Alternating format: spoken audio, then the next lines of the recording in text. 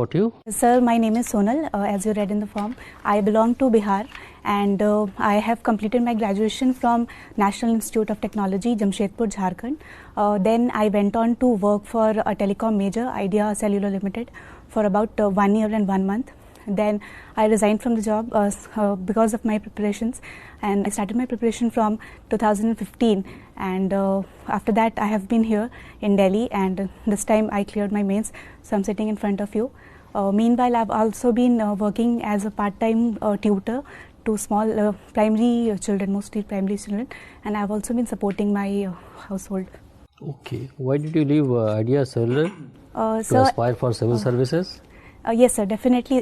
That was the reason. Initially, I thought I would be able to handle my work as well as my preparation, but I could not do that, so I left the job. Okay. You are from Bihar. People have a different opinion of Bihar. Do you think Bihar is a burden on India? So definitely not. Would it be better to separate it from India? No, sir, definitely not. I think it's rather having a lot of potential. There is only need to identify the correct areas of potential and develop them. I think we have not put, I will not say the central government, but the state government have been lacking a certain willpower to develop the state, and because of inefficiency politically and administratively, the state has been lagging behind in the developmental areas. However, I think that there are many areas of potential. For example, agriculture, it has a great natural advantage in having vast tracts of fertile land. So agriculture can be a definitely game changer for Bihar. I also think that there are many other sectors such as textile. Yes, textile, because it has been important for sericulture, so that can be developed. But the general perception is that Bihar is a backward state. People said that is one of the Bimaru states. So do you agree with this perception or not? No, sir, I do not agree. I agree that it has been lagging behind in the developmental aspects and certain development indicators, definitely, but it can be improved, and to see it as a Bimaru state will be a negative perception. Rather, we should see it. We should see something like the positive aspects of the state. For example, it has been emerging recently as an educational hub. Patna, the capital city, has been having many coaching institutes which has been training students for the government jobs, private sector jobs. There has also been many educational institutions that have been opened in the city. So the city is definitely growing. There is only need to change the perspective. But what are the historical reasons for the backwardness of the state? Sir, as I stated earlier, I think political will has been a greater reason. Other than that, corruption has definitely been there. So these two combined factors have been have resulted in the backwardness of the state. What about the industries in Bihar?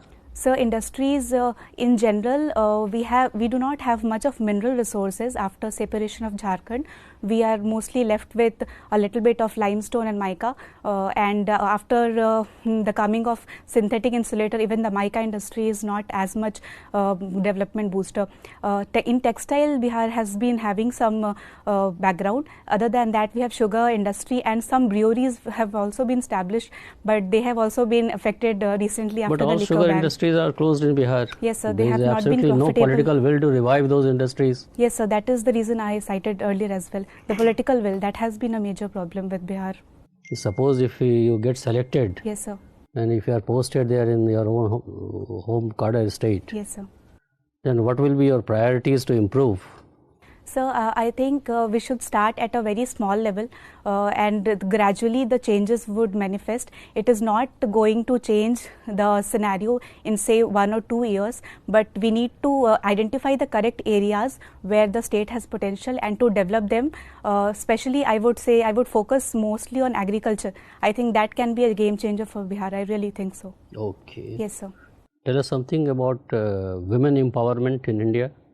So women empowerment. What are the guarantees given by the Constitution to women? So the Constitution itself in Article 15 and 16 as well as Article 14 states that every person, every individual in this country has equality, the rights to equality, the rights to public employment, right to education, and the Constitution also provides special provisions for development of those classes which have been which have remained socially marginalized, and women are one of them. So the government has been taking steps regarding that. We have seen 33% reservations in the local government, that is the panchayat level, and those have been implemented. And I will talk about Bihar itself. I have seen villages where women earlier would not even go out to bring water from wells, and now they are selected as the sarpanch of the village, and they have been working towards especially women issues,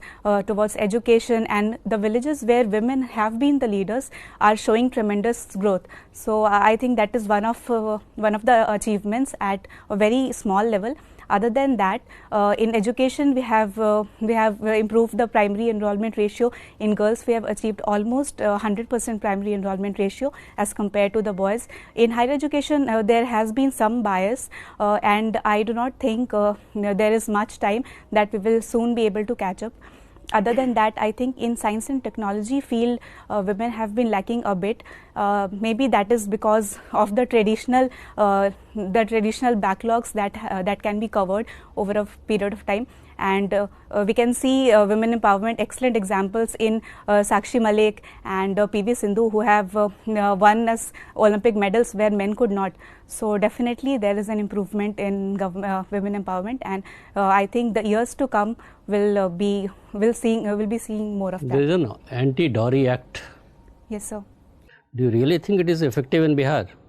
So it is effective in Bihar, but the problem is those who are giving dowry, I think they should resist. Even they do not bring it to picture. They take it as something that they have preserved as a part of their tradition. But in reality, what is, you are giving me all theoretical examples. In reality, what is happening in your state? Sir, it is. I find girls who are well educated, who are well placed in the government, semi-government organizations, even they have to pay dowry to get married. Sir, that is what I am saying. The parents who are asking for it are okay, they are at fault, but who are giving, they should resist. Even they are not resisting. So definitely, if they do not bring it to picture, the act is not going to work. They have to bring it to light.